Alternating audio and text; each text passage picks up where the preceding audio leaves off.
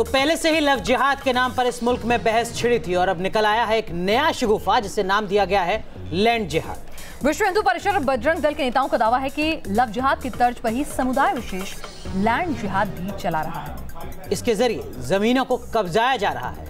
क्या वाकई इसमें सच्चाई है या फिर ये एक बार फिर से एक शगुफा आया है कुछ संगठनों द्वारा सुर्खियां बटोरने के लिए और समाज में अशांति फैलाने के लिए? इस पर हम चर्चा करेंगे और आखिर नौबत ही क्यों आन पड़ती है, किस तरह की चीजें हमारे समाज के बीच से निकल कर आए, इस पर विस्तृत चर्चा होगी आज का मुद्दा में। लेकिन सबसे पहले रिपोर्ट देखिए।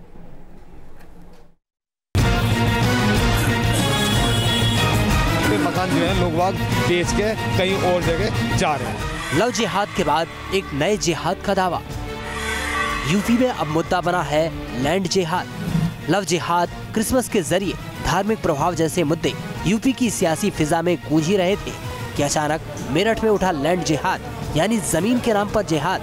मेरठ में विश्व हिंदू परिषद, बजरंग दल समेत कुछ हिंदूवादी संगठनों ने ऐलान कर दिया कि समुदाय विशेष के लोग गलत मकसद के साथ सरकारी जमीनों को कब्जा कर रहे हैं और निजी संपत्तियों की खरीद फरोख्त कर रहे हैं, जिसके चलते हिंदू उन जगहों से घर बेचकर दूसरी जगह बसने को मजबूर हो रहे हैं। शहरों के अंदर, हिंदू मोहल्लों के अंदर एक बड़ी कीमत पर आकर मकान की बोली लगाना, एक दो मकान खरीदना और फिर धीरे धीरे वहाँ इस्लामिक गतिविधियों के द्वारा वहाँ के निवासियों को परेशान करना और वो फिर बहुत कम रेट पर अपने मकान बेचकर भागकर जाएं वहाँ से, इसके लिए बाध्य करना। दरअसल इस मुहिम का आगाज हुआ मेरठ में एक मकान को लेकर विवाद से। मेरठ में दो समुदायों के लोगों ने मकान की खरीद फरोख्त की थी, जिसका कुछ स्थानीय लोगों ने विरोध किया था और इसी विरोध में विश्व हिंदू परिषद और बजरंग दल शामिल हो गए। लैंड जिहाद का जिक्र आते ही सियासी दलों के नुमाइंदे भी कैराना और शामली की बातें करने लगे। कोई व्यक्ति पीढ़ियों से अपने मकान और मोहल्ले में रह रहा है और यदि उसको ये खतरा पैदा हो जाए कि किसी एक परिवार के आने से बाद में उस समाज की विस्तारवादी नीति के अंतर्गत ये मोहल्ला खाली होगा और आज नहीं तो कल तुझे भी ये पुश्तैनी और पीढ़ियों का मकान और मोहल्ला खाली करके जाना होगा, उस भय के कारण ये परिस्थिति पैदा हो रही है। शामली और कैराना इसके उदाहरण हैं। सियासतदानों के साथ ही साथ धर्मगुरु भी एक छोटे से मामले को तूल पकड़ता देख एंट्री मारते नजर आए। हर किसी का अपना बयान और अपने मायने। शहर की जो एक फिजा है उसको खराब करने का ये इससे जरिया है ये, और ये इससे हिंदू और मुसलमानों के अंदर दूरी पैदा करना, नफरत पैदा करना और दुश्मनी पैदा करना। मेरठ की ही तर्ज पर लखनऊ में भी बजरंग दल की इकाई ने ऐलान कर दिया है कि वो प्रदेश की राजधानी में इस कथित लैंड जिहाद के खिलाफ मुहिम चलाएंगे। यानी यूपी में अब लैंड जिहाद के नाम पर बहस होनी तय है। उनके व्यापार पर कब्जा करने का काम, उनके घर और परिवारों पर कब्जा करने का काम लैंड जिहाद के आधार पर हो रहा है। लेकिन मैं हिंदू समाज से अपील करता हूं, हिंदू समाज के अंदर माने हिंदू समाज का जन जागरण करेंगे और जो लैंड जिहाद है इसका हिंदू समाज का जन जागरण करके बजरंग दल इस जिहाद को मुंह तोड़ जवाब देने के लिए तैयार खड़ा है। देश में गंगा जमुनी तहजीब की परंपरा रही है। सदियों से हिंदू और मुसलमान एक दूसरे के साथ मिलजुल कर रहा करते हैं, लेकिन पिछले कुछ सालों में इस संस्कृति पर ही हमला हो रहा है। एक के बाद एक न जाने ऐसे कितने मुद्दे सामने आ रहे हैं जिससे इस भाईचारे में दरार पड़ रही है। वीडियो जर्नलिस्ट नवीन के साथ अभिषेक शर्मा, न्यूज नेशन, मेरठ। तो खास मेहमान हमारे साथ इस मुद्दे पर चर्चा के लिए जुड़ चुके हैं। हमारे साथ महामंडलेश्वर नवल किशोर दास साहब हैं। आप केंद्रीय मार्गदर्शक मंडल बीएचपी का उसमें अहम भूमिका अपनी निभाते रहे। हमारे साथ धर्मगुरु यति नरसिंहानंद सरस्वती साहब जुड़ चुके हैं। हमारे साथ मौलाना आमिर रशीदी मदनी साहब हैं और हमारे साथ यहाँ मौलाना अब्दुल हामिद नौमानी साहब भी जुड़े हुए हैं और साथ में सुप्रीम कोर्ट के अधिवक्ता रणवीर सिंह साहब। चलिए तो हम चर्चा शुरू करते हैं। पहले धर्मगुरुओं से ही बातचीत करते हैं। महामंडलेश्वर नवल किशोर जी, आखिर इस तरह के मुद्दे जिस मुल्क को गंगा जमनी तहजीब के लिए जाना जाता रहा है, मिसालें दी जाती रही हैं, वहाँ पर लव जिहाद, लैंड जिहाद, इस तरह के मुद्दे क्यों आन पड़ रहे हैं, क्यों सुनाई दे रहे हैं हमें? ये सब पूर्व नियोजित हो रहा है इस देश में।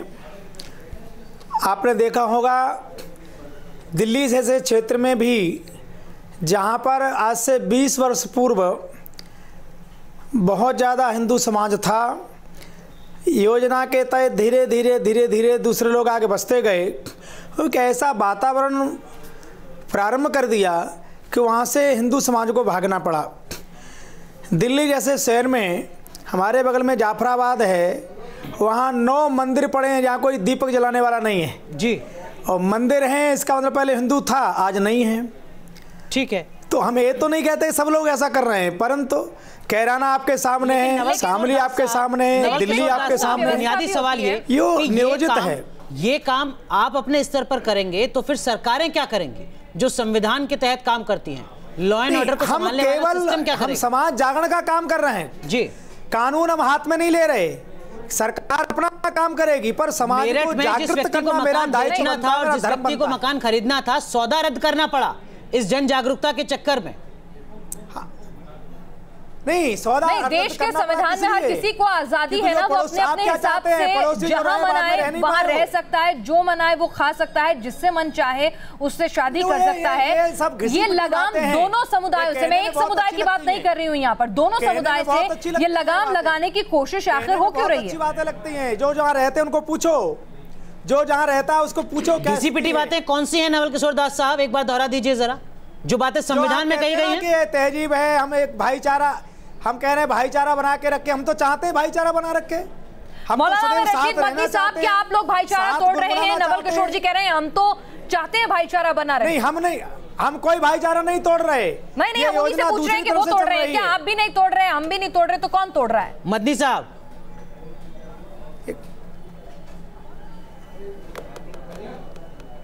जी बड़ा मसला ये है कि सेंटर कर दीजिए जी, बोलिए। मानसिकता की बात है। एक ज़माने में मुसलमानों और इस्लाम को बदनाम करने के लिए तालिबानी, ISIS इस तरह की बातें होती थी। अब मुझे लगता है कि ये VHP, बजरंग दल, ये मानव मानसिकता को छोड़ के दानव मानसिकता की तरफ जा रहे हैं। मोहब्बत का पैगाम जो हमारी जमीन से हमारे इनबिल्ट था, कुछ लोग हमारी योजना बना रहे हैं उनके लिए मट्टी में था। कौन है कुछ लोग? अब वो लगता है कि ये लोग उसको बर्बाद करके देश को खत्म करने पर तुले हुए हैं।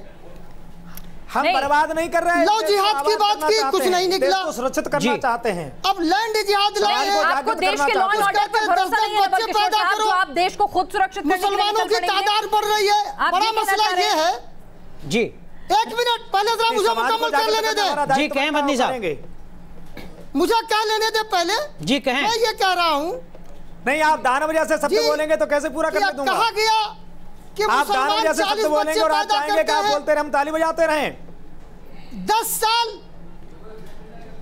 800 साल मुगलों ने हुकूमत की, मुसलमानों ने 200 साल अंग्रेजों ने की। आप लोग इतिहास के पन्नों को पलटकर छोड़कर आप किस तरह का भविष्य अपने बच्चों को दे रहे हैं, जरा ये सोच लीजिए। क्या सीख दे रहे हैं उन्हें, किस तरह ले जा रहे हैं? यहाँ पर सरस्वती जी, क्या कोई कहाँ रहेगा, ये भी समुदाय विशेष के कुछ शरारती तत्व तय करेंगे। दोनों समुदाय की बात कर रही हूँ। मानसिकता में आए, ठीक है, मोहब्बत का पैगाम। नरसिंहानंद सरस्वती जी, क्या आप भी लव जिहाद के बाद इस लैंड जिहाद के साथ खड़े हैं? जी बिल्कुल। साधु का मोहब्बत पैदा करना, नफरत पैदा करना। देखिए ये लैंड जिहाद की जो बात चल रही है ये बिल्कुल सही है। ये दुनिया का सबसे बड़ा ऑर्गेनाइज्ड क्राइम है। आप इसकी जब जांच करेंगे, पहले तो ये मौलाना कहते थे लव जिहाद कुछ नहीं होता, लेकिन जब सच्चाइयां सामने आई हैं, सारी दुनिया ने देखा है किस तरह से इनके इमाम काउंसिल के राष्ट्रीय अध्यक्ष ने के लड़के ने अंजू नाम की एक लड़की को अपने प्यार के जाल में फंसाकर जलाकर मार दिया। कितनी हमारी बेटियों को सच्चाई है।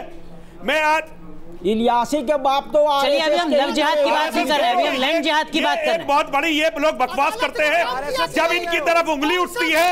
और मैं ये बताना चाहता हूँ, ये पूरी दुनिया के अंदर ये लोग इस तरह की कार्रवाई कर रहे हैं। अच्छा मुझे एक बात समझा दीजिए, मुझे एक बात समझा दीजिए। कोई शख्स अपनी मर्जी से कहीं रह भी नहीं सकता, कोई शख्स अपना मकान अपनी मर्जी से बेच भी नहीं सकता।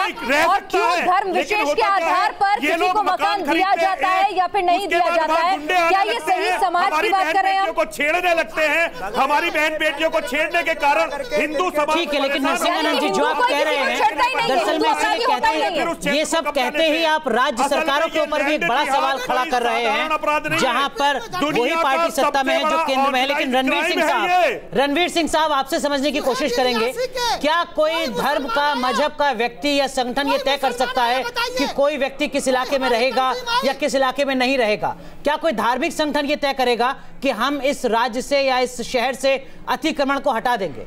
क्या ये धार्मिक संगठन का काम है?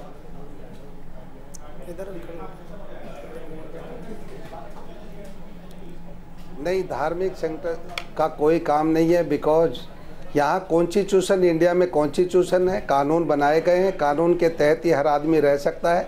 देश के अंदर सेक्युलर कंट्री है, secularism is the future of the constitution. Article 25 में सबको अपने धर्म को प्रोपेगेट करने का राइट्स दिया हुआ है जी। हर आदमी अपने धर्म को बढ़ा सकता है, पर स्टेट किसी धर्म को नहीं बढ़ा सकती है। लेकिन रणवीर सिंह साहब, अगर कोई धार्मिक संगठन या व्यक्ति कहता है कि मैं तय करूंगा कि इस क्षेत्र में कौन रहेगा और कौन नहीं रहेगा, तो क्या वो धार्मिक संगठन कानून के कटघरे में कहीं खड़ा होता है? नहीं है। कश्मीर से रणवीर जी, क्या आपको लगता है संविधान में बहुत कानून के हिसाब से हर आदमी कोई कहीं भी रह सकता है, कहीं भी जा सकता है, कोई उसे रोक टोक नहीं है। जब धर्म की बात आ जाती है, कहीं भी मकान बना सकता है, कहीं भी खरीद सकता है, कहीं बेच सकता है। नहीं होता जब धर्म बीच में आ जाता है। करने के लिए कैसे छोड़ सकते हैं? देखिए, धर्म कहीं बीच में नहीं आ रहा है, जो बीच में आ रहा है ये आतंकवाद आ रहा है और ये गुंडे आ रहे हैं। रणवीर जी, बहुत सारी मस्जिद, बहुत सारे मंदिर हमने देखे हैं जो धर्म के नाम पर अवैध निर्माण को किस तरह से एक छोटे से पेड़ के नीचे शुरू होते हैं और उसके बाद कैसे फैलते चले जाते हैं और उनको तोड़ने की कोई हिम्मत तक नहीं कर सकता। तो ये तो कहिए ही मत कम से कम। नुमानी साहब, क्या आपको लगता है कि वाकई लव जिहाद, लैंड जिहाद जैसे कुछ मुद्दे हैं जिन पर ईमानदारी से चर्चा होनी चाहिए? हो सकता है आपके मजहब में एक तबका ऐसा हो जो इस मुहिम में लगातार लगा हुआ। कोई तबका नहीं लगा हुआ है और संवैधानिक रूप से पूरे देश में कोई भी आदमी जो है, जो स्वामित्व जिसके पास है, वो अपनी चीज को बेच सकता है, दूसरा आदमी खरीद सकता है, एक दूसरे देश में हिस्से में जो है वो रह सकता है। लेकिन वो कह रहे हैं सोची समझी साजिश ये दबाव का माहौल है, ये जो है नकारात्मक जो है और घृणित माहौल वातावरण बनाने और कैराना का पलायन सामने है। नहीं, मुजफ्फरनगर में हजारों आदमी आज जो है घर नहीं जा सके, गुजरात में हजारों मुसलमान जो है घर वापिस नहीं हो सके दंगे के बाद जो है पलायन तो वहाँ हो रहा है ना। से जुड़ गए, एक मिनट रुकिएगा विनोद जी, जा सकता है। विनोद जी, जरा ये बताइए कि अगर दो लोग आपसी सौदा करते हैं तो उसमें कोई संगठन क्यों दखलंदाजी कर रहा है, क्यों धर्म को बीच में लेकर आ रहा है? सीधा सीधा व्यापारिक सौदा है ये। अरे मुसलमानों हजारों बेच रहे हैं भाई। सुन लेते। आप व्यापार कर रहे हैं, मुझे अच्छे दाम जो दे रहा है मैं उसको अपना मकान बेच रही हूँ या अपनी दुकान बेच रही हूँ या किराए पे दे रही हूँ। एक संगठन कौन होता है बोलने वाला? मैं भी परिपक्व हूँ, सोच समझ के अपनी दुकान मकान जिसे मैंने अपने पैसे से बनाया है उसे खरीद रही हूँ, बेच रही हूँ। बंसल साहब, सवाल आपसे है।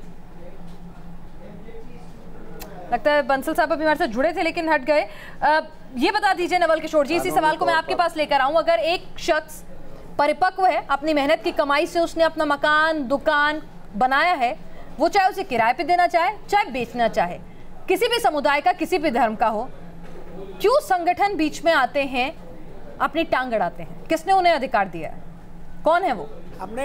हमने कभी ये नहीं कहा कि आप अपना मकान दुकान किसको बेचेंगे, आप स्वतंत्र हो बेचने के लिए, परंतु समाज को जागृत करना मेरा दायित्व बनता है। बहन, मैं बड़ी विनम्रता से निवेदन करना चाहता हूं, जो हमारे दोनों मुस्लिम धर्मगुरु बैठे उनसे भी कहना चाहता हूं, एक बार कृपा करके पधारें।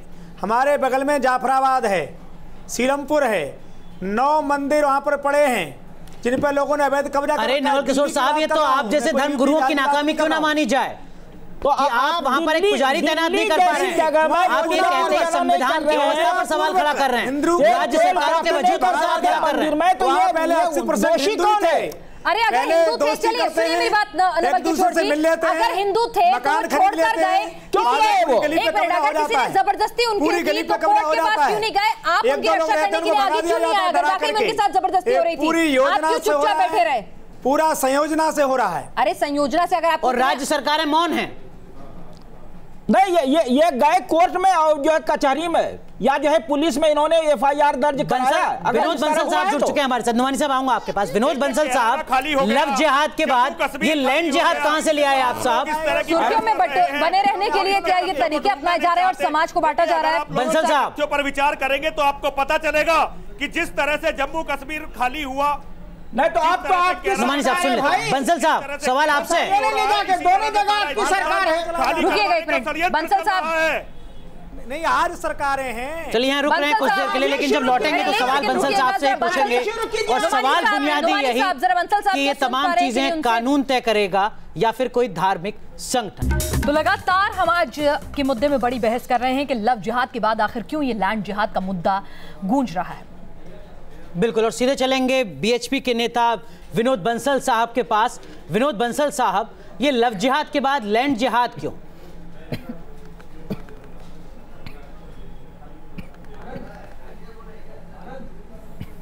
अनुराग जी देखिए, ये कोई नई बात नहीं है। जो शब्द जरूर आपके लिए नया लग रहा है, लेकिन वास्तविकता ये है कि पूरे दुनिया भर में जिस तरह से इस जिहाद, इस्लामिक जिहाद के नाम पर जो अलग अलग तरह के कार्यकलाप चल रहे हैं, उनमें ये जो लैंड जिहाद है वो शब्द आपको जरूर आज नया लगा होगा, लेकिन वास्तव में ये बहुत पुरानी परिपाटी इनकी चली आ रही है। आप देख रहे हैं कि जब जहाँ भी भारत में भी अगर देखें, जब जहाँ हिंदू घटा देश बटा क्यों हुआ, उसके पीछे कारण यही है कि ये धीरे धीरे करके ही जो है ना, ये किसी कानून व्यवस्था से नहीं चलता है। कोई भी जिसका मन उठा के आएगा, कोई भी धार्मिक संगठन और किसी भी तरह की जिहाद या किसी भी तरह की हिंदुस्तान में हिंदू का घाटा जो देश बढ़ गया। एक सेकंड, अरे हिंदुस्तान में हिंदू घाटा का जो देश बढ़ गया। एक सेकंड सुनिए विनोद बंसल साहब, जिस तरह से आप बता रहे हैं ऐसा लग रहा है देश में कानून व्यवस्था तो थी नहीं। जिसका भी मन आ रहा था वो अपने हिसाब से कुछ ना कुछ किए जा रहा था। कानून कहाँ था? और ये मेरठ का मामला है ताजा, और आप सवाल खड़ा कर रहे हैं इसी के साथ योगी सरकार पर।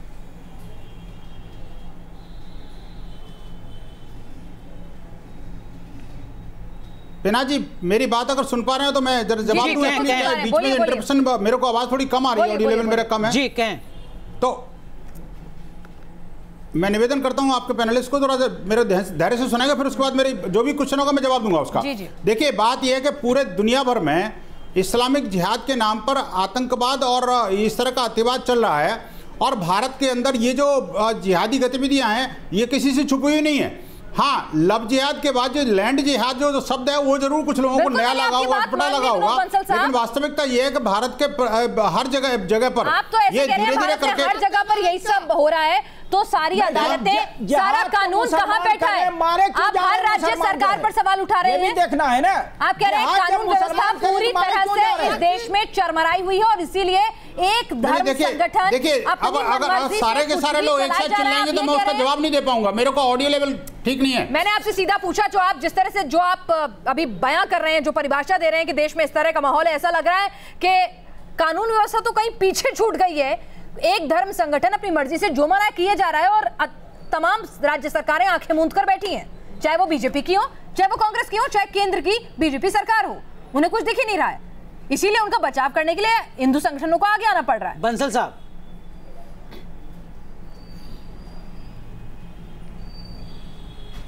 नहीं पिना जी, मैं जवाब दूं, लेकिन मेरा निवेदन है कि आप बीच में न बोले। आप पहले अपना क्वेश्चन पूरा कर लें, मैं फिर उसके बाद पूरा जवाब दूंगा। जी बोलिए।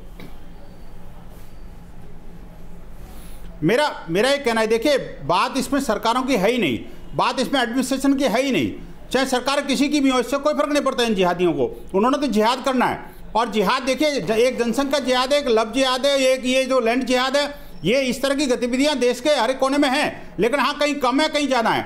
देखो, मैं आपको एक प्रूफ बताता हूँ, कुछ 4-5 उदाहरण देता हूँ, आपको समझ में आ जाएगा क्या कहानी है इसकी। आप देखिए, जम्मू कश्मीर के अंदर किस तरह से इन्होंने लैंड ग्रैबिंग की और उसके बाद में हिंदुओं को वहाँ से पलायन करने को मजबूर होना पड़ा। पश्चिमी उत्तर प्रदेश का जो बहुत बड़ा हिस्सा है, मुजफ्फरनगर, मेरठ, शामली और ये आपका ये जो जितना भी हिस्सा है अभी जहाँ पर आपने जो हिंदू पलायन को मजबूर हुआ था, वो हिस्सा है।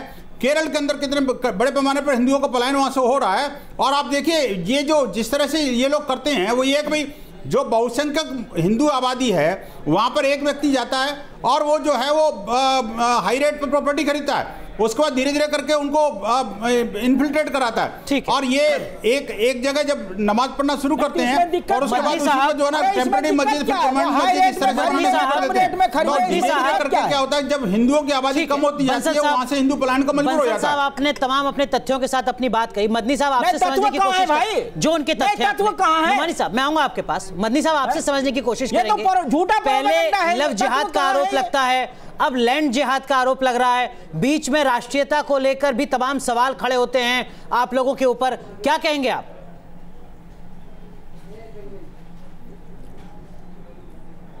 मैं सिर्फ ये कहना चाहता हूं कि इस हिंदुस्तान में मुसलमानों ने 1000 साल हुकूमत की, अंग्रेजों ने की, तो हुकूमत पे और लोगों ने की, नेहरू जी ने की, इंदिरा जी ने की, सबने की, लेकिन इस मुल्क में कहीं हिंदू खतरे में नहीं था। जब से ये बजरंग दल के आतंकवादी पैदा हुए, नहीं ऐसे शब्दों का इस्तेमाल करने से बचे, विश्व हिंदू परिषद नाम ऐसे शब्दों का इस्तेमाल करने से बचे मदनी साहब।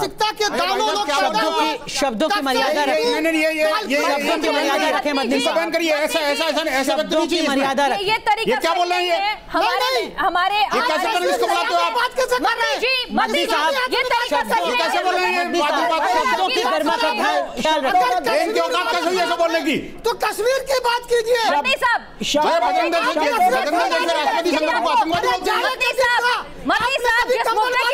आपको बुलाया गया, जिस मुद्दे की बहस के लिए आपको बुलाया गया, आपकी उम्र का लिहाज करते हैं, कम से कम आपसे इतनी उम्मीद रखते हैं कि आप भाषा की मर्यादा का लिहाज करेंगे। आप खुद को धर्मगुरु कहते हैं, आप सिखाते हैं सबको क्या कुछ बोलना है। आप इस तरीके के शब्दों का इस्तेमाल कर रहे हैं मदनी साहब। चलिए अगला सवाल नवल किशोर जी। धर्मगुरु है, धर्मगुरु है ये। नवल किशोर जी आप बताइए कि नवल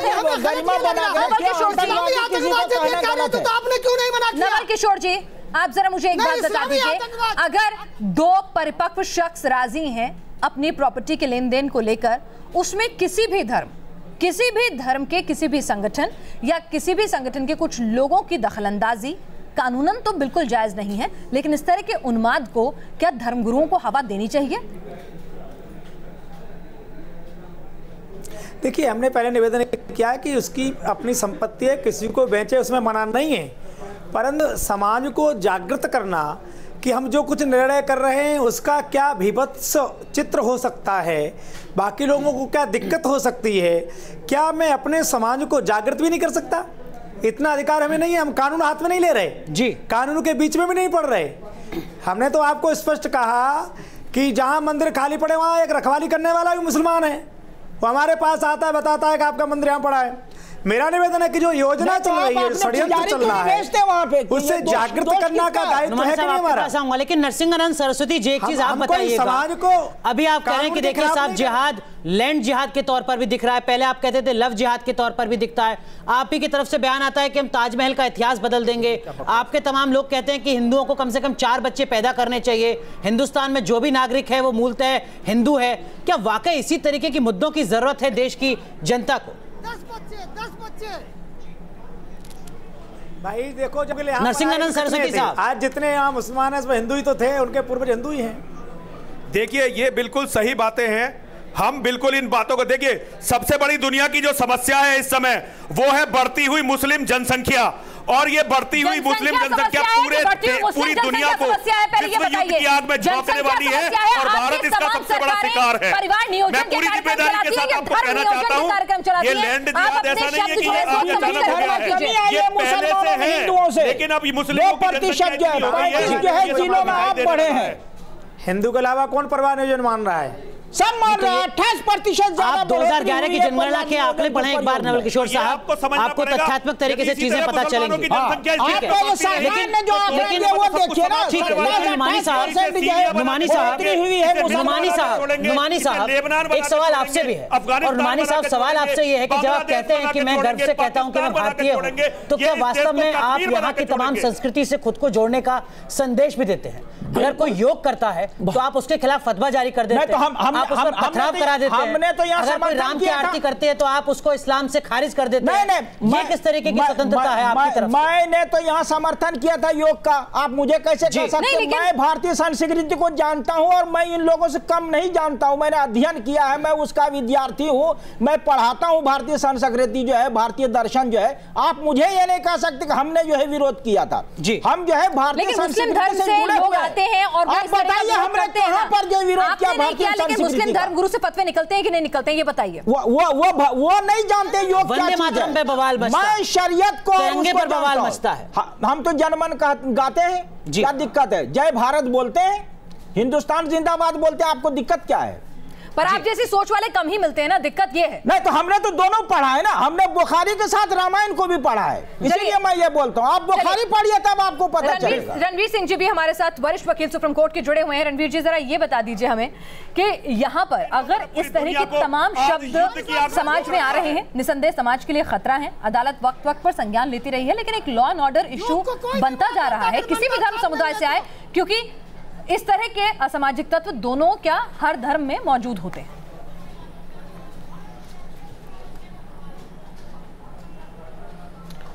ये बिल्कुल गलत बात है। समाज में हर धर्म के लोगों को, हर आदमी को, हर संगठन को, अरे चुप रहिए आमिर रशादी साहब, आप बीच में बोले जा रहे खामखा। मदद लेनी चाहिए। अगर कोई गलत आदमी काम करता है तो अगर दो पार्टी अपनी इच्छा अनुसार किसी प्रॉपर्टी को बेचने में और खरीदने में कानून के दायरे में बेचती है, खरीदती है, तो ट्रांसफर ऑफ प्रॉपर्टी एक्ट में वो सेल कर सकते हैं, गिफ्ट कर सकते हैं, एक्सचेंज कर सकते हैं। ये सब प्रोविजन दिए हुए हैं। सभी समाज को कानून के दायरे में रह के और कानून को मानते हुए अब प्रॉपर्टी को बेचना चाहिए। अगर कोई गलत प्रॉपर्टी बिक रही है तो वो कानून का सहारा ले। इस तरह से आप करें संविधान आदमी को लॉ एंड ऑर्डर जिसको अपनाना चाहिए। लेकिन नवल किशोर दास साहब, किसी भी समाज नवल किशोर दास साहब, आप बीजेपी के मार्गदर्शक मंडल में रहे हैं। एक आरोप यह भी लगता है कि जो बुनियादी मुद्दे हैं देश के, उनसे ध्यान भटकाने की कोशिश है कि इस तरीके के एक के बाद एक बयान दे दिए जाए। नवल किशोर दास साहब, लोग अपने धर्म को फैलाएं, लॉ एंड ऑर्डर को अपने हाथ में डालें। कोई मुद्दा नहीं भटका रहे हैं भैया, जागृत कर रहे हैं लगातार कि देश में मुद्दे पे आवाज कम सुनाई देती है। लव जिहाद, लैंड जिहाद, ये ज्यादा सुनाई देता है। तो उसमें क्या, उसकी जानकारी सरकार की जिम्मेदारी कैसी घटना न घटे। ये लोग हमने कब कहा अगल बगल से क्यों आ जाते हैं? जो सरकारें हैं वो कानून की व्यवस्था को लागू करें, उसने खरीदी, समाज का हर नागरिक इस देश के संविधान के अनुसार चले। नुमानी साहब, क्या ये ध्यान भटकाने की कोशिश है बुनियादी मुद्दों पे? ध्यान भटकाने की जो है वो कोशिश है। इन लोग पास सकारात्मक मुद्दों पे जो है समाज के सामने आने के लिए कुछ नहीं है, इसीलिए जो है वो अभी बड़ी लंबी फेरिस्त है। आप देखिएगा ना लिस्ट जो है, अभी नई नई चीजें आएंगी। नरसिंहानंद सरस्वती जी, क्या ये सबका साथ सबका विकास जो प्रधानमंत्री का नारा है, सपना है, दावा है, उसको झटका नहीं है इस तरीके के बयान? नरसिंहानंद सरस्वती जी, इस तरीके के बयानों के बीच प्रधानमंत्री का सबका साथ सबका विकास कहा? नहीं, जब ये खरीदेंगे तब विकास होगा। हम खरीदेंगे तो नरसिंहानंद सरस्वती जी, वैसे विकास नहीं होता है। जी जी जी, लेकिन उसके लिए सबसे पहले प्रधानमंत्री को यह समझना पड़ेगा कि सबका साथ सबका विकास की सबसे बड़ी रोड़ी कहां है। उसका सबसे बड़ा रोड़ा है कुछ लोग अपनी जनसंख्या बढ़ाकर अपने बच्चों को अपराधी बनाकर इस देश पर कब्जा करना चाहते हैं। कोई भी माता पिता नहीं चाहेगा कि उसका बच्चा जो है अपराधी बने। इस देश और शुक्र है कि संविधान के बेटे हुए प्रधानमंत्री एक कानून बने इस देश में किसी को भी दो बच्चे पैदा करने का अधिकार ना हो।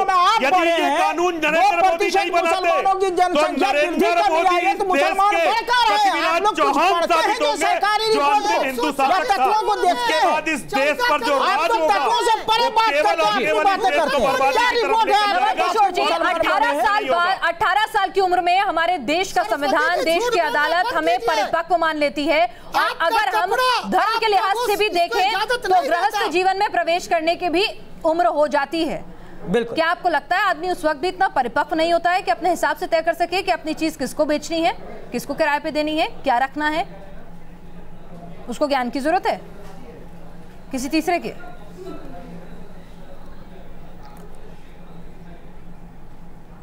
नवल किशोर जी, सवाल आपसे है। नहीं, देखिए ये सही है कि प्रशासन इससे परिपक्व हो जाता। हमने कहा नहीं कि कानूनी तौर पर सबको अधिकार है अपनी संपत्ति को बेचने का, हम कहाँ उसमें बीच में आ रहे हैं। मैंने खाली इतना कहा है कि धार्मिक जगत के होने के नाते हमें अपने लोगों को, समाज को जागृत करने का अधिकार है कि नहीं? जागृत करें, हमें अपनी धर्म संस्कृति को प्रचार करने का अधिकार, नैतिक अधिकार है कि नहीं? समझ में आता है, दबाव तो ना बनाए ना। कि अगर एक आदमी अपना सामान बेचने के लिए तैयार खड़ा हुआ है, मेरे सामने 200 आदमी आके खड़े हो जाएंगे, वो तो दबाव है साहब, वो जागृत करना नहीं है। और वो दबाव की झलक है कि वो जो सौदा होना था उस संपत्ति का वो रद्द करना पड़ा। नुमानी साहब माफ कीजिए, आपको रोक रहा हूं, यहाँ पर समय पूरी तरीके से खत्म हो रहा है इस चर्चा में। यहाँ रुक रहे हैं कुछ देर के लिए, लेकिन गुड इवनिंग नेशन जारी है, तुरंत हाजिर होते हैं।